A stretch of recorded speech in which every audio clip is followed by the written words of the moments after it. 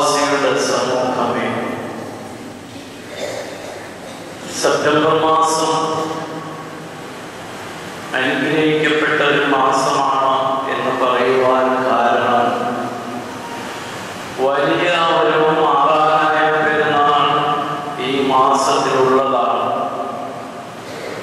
മാറാനായ പെരുന്നാൾ എന്ന വാക്കിന്റെ അർത്ഥം കർത്താവിന്റെ പെരുന്നാളുകളോ കർത്താവിന് അടുത്ത പെരുന്നാളുകളോ ആകാം.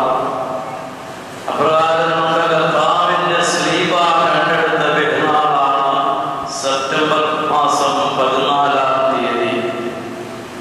സ്ലീബ പെരുന്നാൾ ആരാധന വർഷത്തെ രണ്ടായി തിരിക്കാറുണ്ട്. സ്ലീബ പെരുന്നാൾ മുതൽ ഉയർപ്പ് പെരുന്നാൾ വരെയുള്ള കാലയളവ് സ്ലീബ കാലമെന്നും, ഉയർപ്പ് പെരുന്നാൾ മുതൽ സ്ലീബ പെരുന്നാൾ വരെയുള്ള കാലയളവ് എന്താകാല എന്നും അല്ലെങ്കിൽ ഉയർപ്പിന്റെ കാലയളവെന്നും രണ്ടായി തിരിക്കാറുണ്ട്.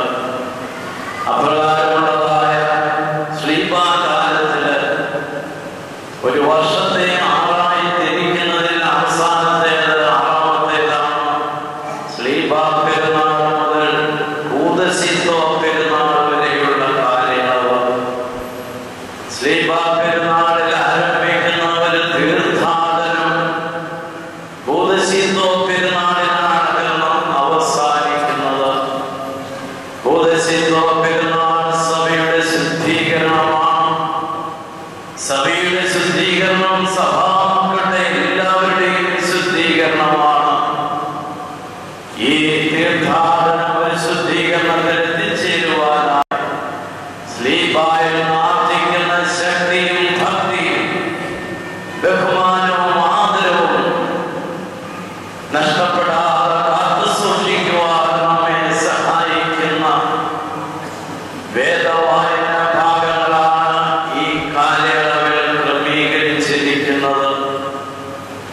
കഴിഞ്ഞ ഞായറാഴ്ച പ്രാർത്ഥനയെക്കുറിച്ച് പ്രത്യേകിച്ച് ഇടപെടാതെ പ്രാർത്ഥിക്കണത്തിന്റെ ആവശ്യകതയെക്കുറിച്ച് കർത്താവ് പഠിപ്പിക്കുകയുണ്ടായി.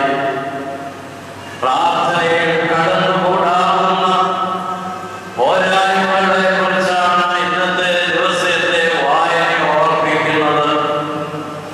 കപടഭക്തി കൂടി വരുന്നതായ ഒരു കാലയളവാണിത്. കപടഭക്തി